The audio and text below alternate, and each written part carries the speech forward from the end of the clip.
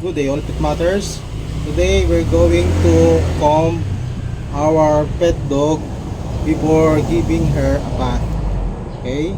It is very important for the dog to be combed before taking a bath so that the coat will not be matted. Okay? So let's get started.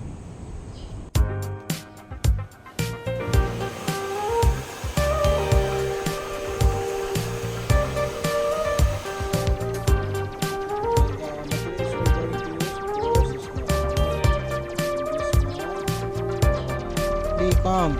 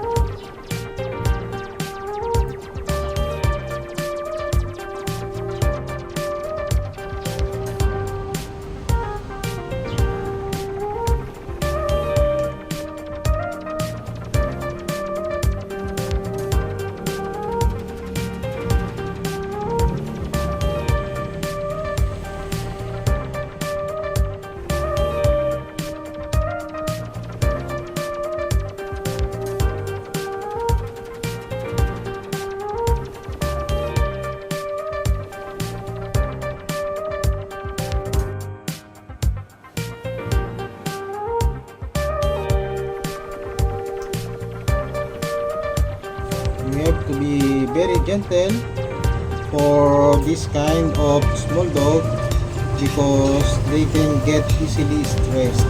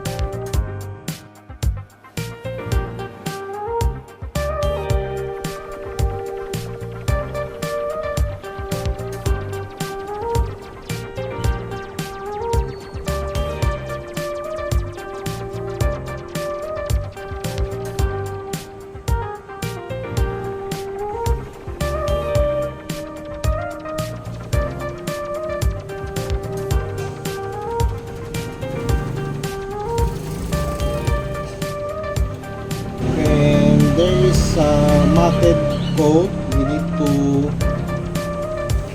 put our finger on the bottom, okay, and hold it, and then before we comb, so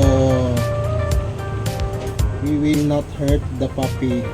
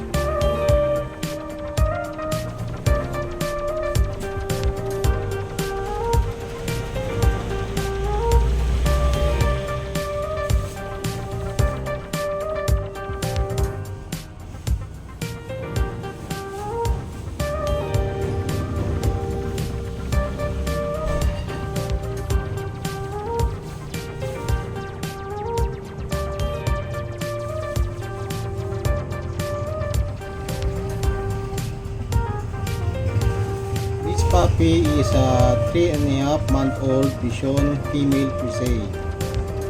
Okay, and she's now ready to take a bath. Okay, I hope you liked our video for today. Thank you very much for watching, and I'll see you again on our next video. Bye bye.